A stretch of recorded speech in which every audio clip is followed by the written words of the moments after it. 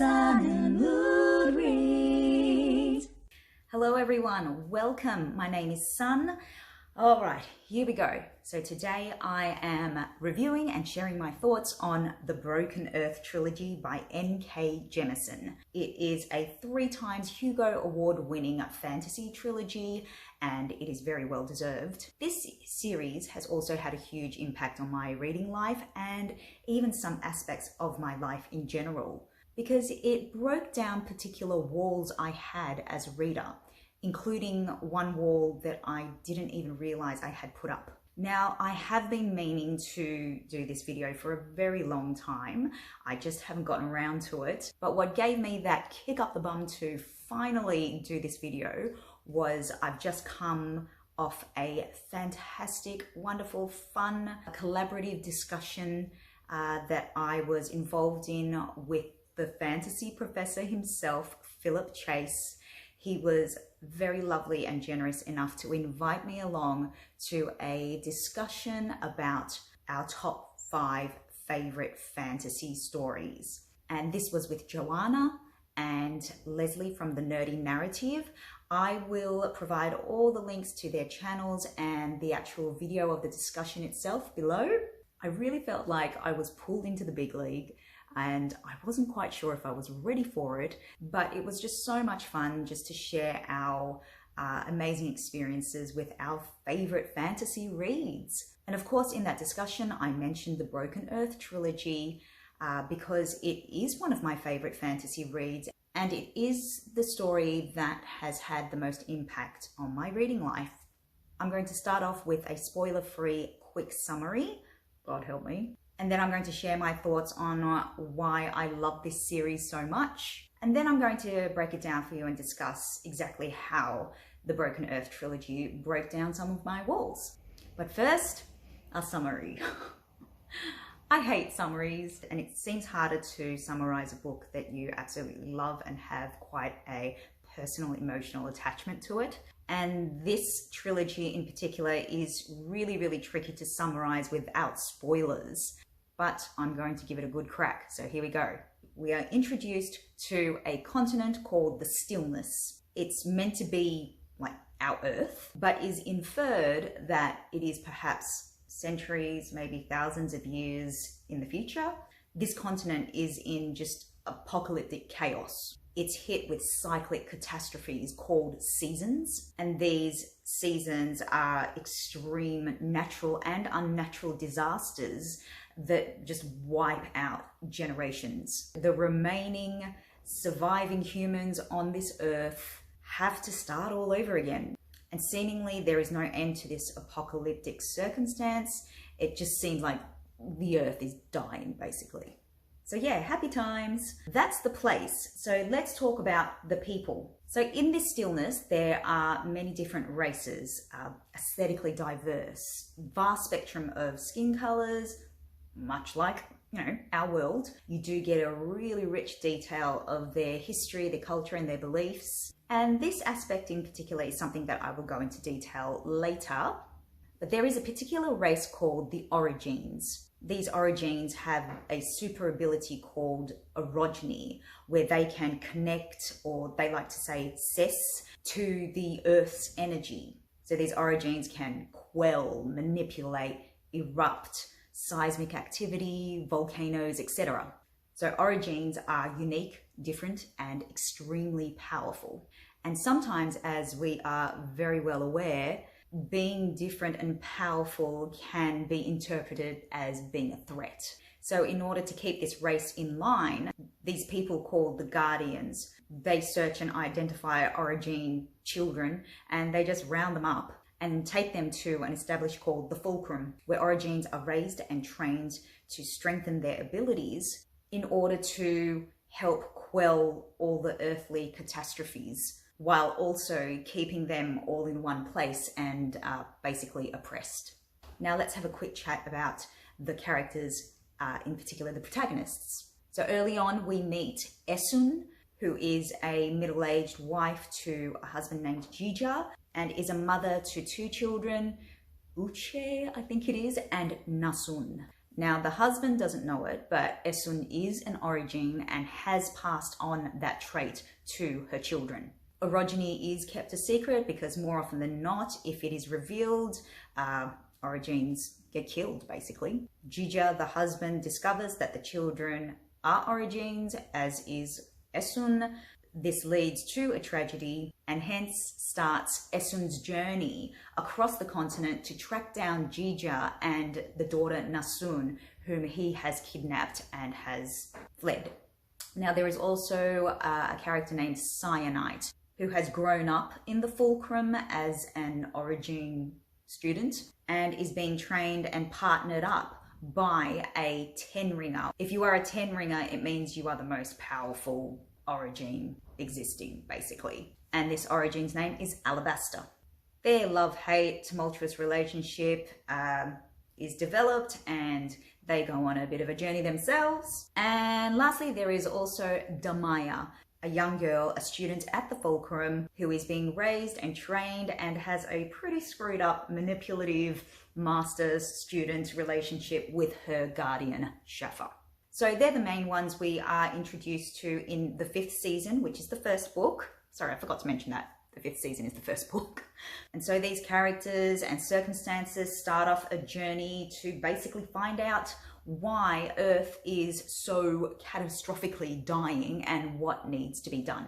That's as far as I'm going to go, because if I go any further into detail, I am going to be revealing spoilers, and I don't want to do that because ultimately my objective in reviewing this and sharing my thoughts is to recruit other readers to read the Broken Earth Trilogy. So I'm going to end the summary there. So yes, it's very apocalyptic, nihilistic, gritty, intense, but at the end of the day, this story is about survival, resilience, and what it takes for us to just keep moving forward.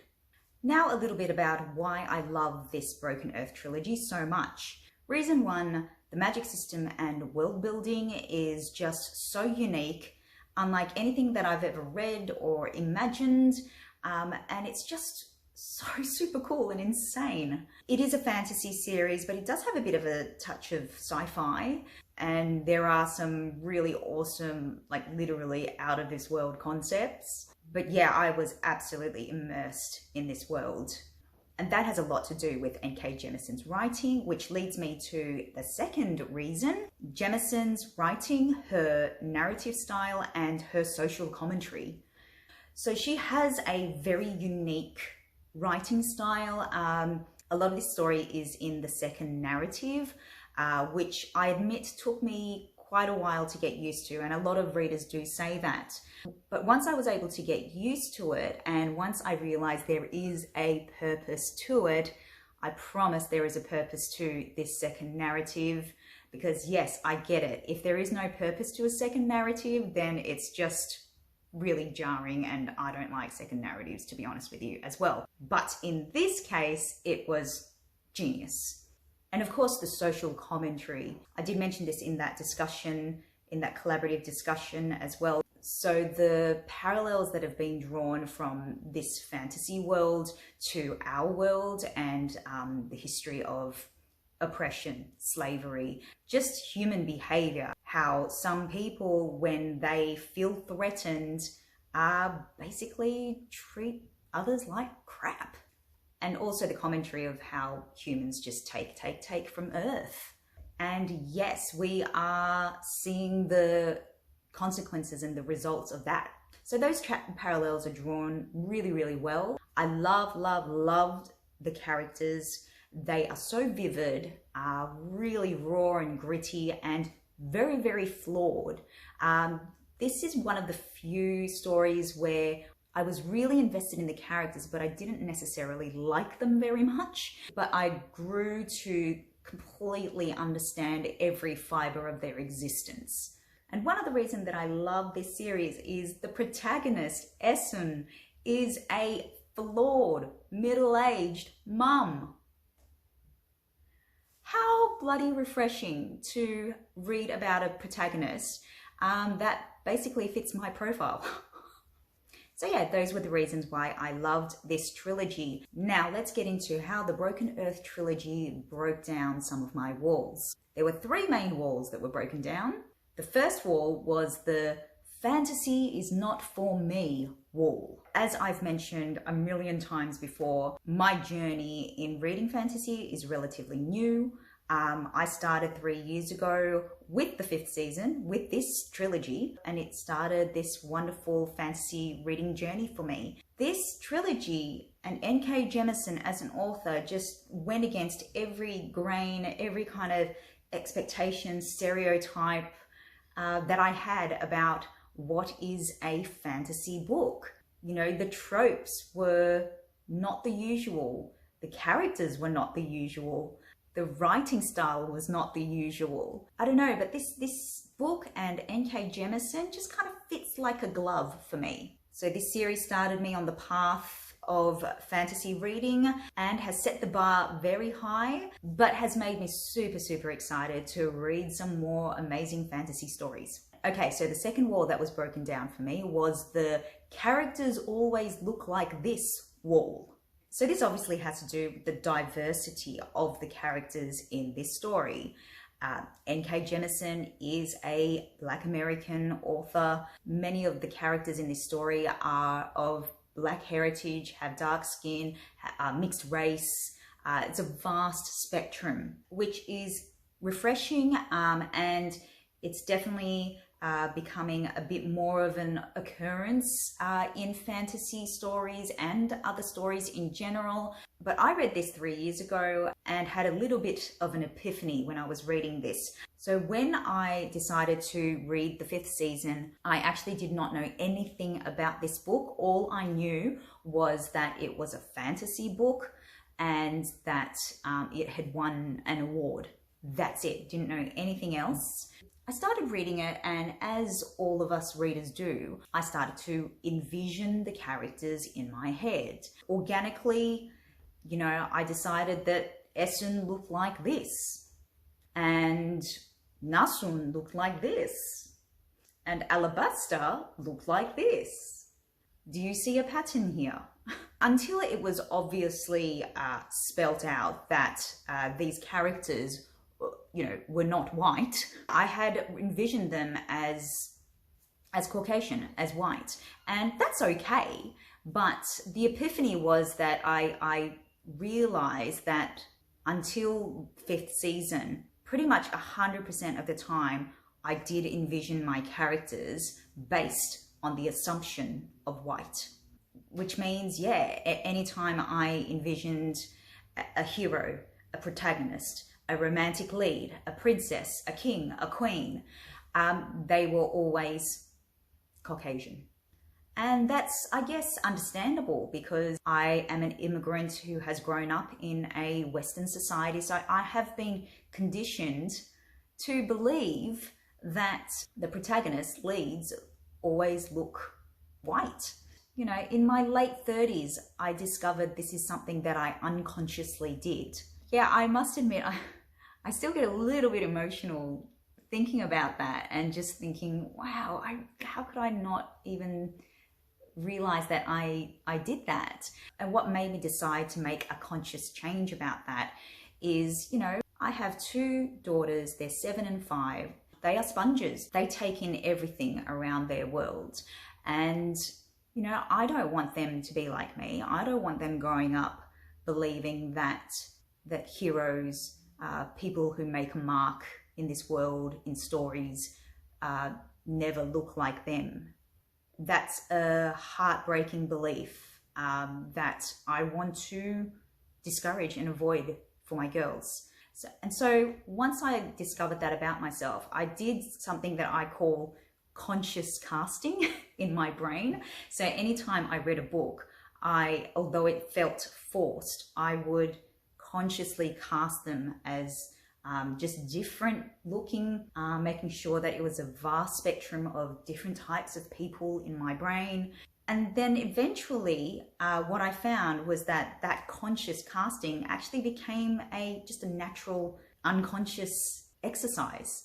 Like, for example, when I read The House in the Cerulean Sea, the character Linus Baker was it was very detailed, very specific. You had a really great idea of who Linus Baker was.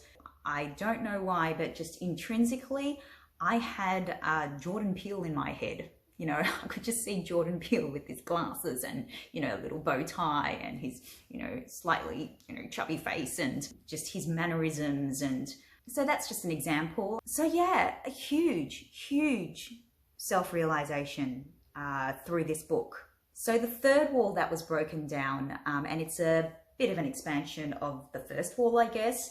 It is the fantasy is only about escaping from reality wall. That's a long one. So this goes back to my appreciation of Jemisin's social commentary about just who we are as humans in our world, and using the fantasy stillness world as like symbolism and as a parallel. A lot of what was happening in the stillness was a comment on not only the, you know, the tragedy of slavery and oppression in our world's history, but just the way that it affects generations down the track, just the trauma that it causes. So the exploration of that in the Broken Earth Trilogy, I not only appreciated it and identified it, but I was truly affected by it. Usually when I come out of a fantastic reading experience, I will, you know, stop, have that cathartic moment of, wow, what a ride. That was such a great read. You know, I would reflect on it a bit, and then most of the time I would move on. But with the Broken Earth Trilogy, my response was, I guess, what you would call quite active rather than just sitting back and reflecting on it. I just found that I found myself just kind of like walking around after I read it, just pacing about going, okay, what can I do then? What can I do as a human being, you know, to just make things better, you know, make things better for myself, for my family, help others. What are some things I can do to help Earth, the environment? It just kind of woke the activist in me. And I imagine part of Jemisin's intention was this, to wake that side of us up in us readers, to really not just think and reflect, but act and say, let's go. And so this response that I had, it was a new experience for me when it comes to fantasy reading. I haven't had a response like that. My initial reason for wanting to get into fantasy reading was the escapism aspect. I always thought, I want to read fantasy so I can just escape, so I can just get out of, you know, my reality, my world, and just land in another world, just immerse myself in there so I don't have to think about this reality. The Broken Earth Trilogy broke that belief for me. I realized how important fantasy stories are and how they are a wonderful, creative, artistic, beautiful way of exploring and making a comment of who we are as people and how we are in our world. So that was a pretty awesome experience and revelation to have.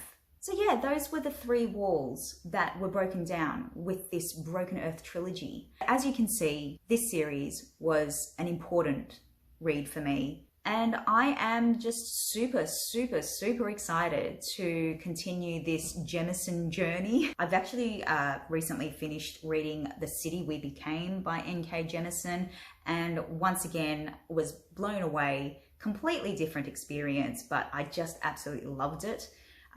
She is fast becoming one of my favorite authors, and I am this close to building a shrine. But I will stop myself, because that's just a bit wrong and creepy, isn't it? Well, thank you so much for watching. Let me know your thoughts if you have read it, if you haven't read it yet. I really hope that this video has hopefully persuaded some people to give the Broken Earth Trilogy a go. Thank you so much for watching. My name is Sun, this is Sun and Mood Reads, and I will see you next time. Bye. Sun and Mood Reads.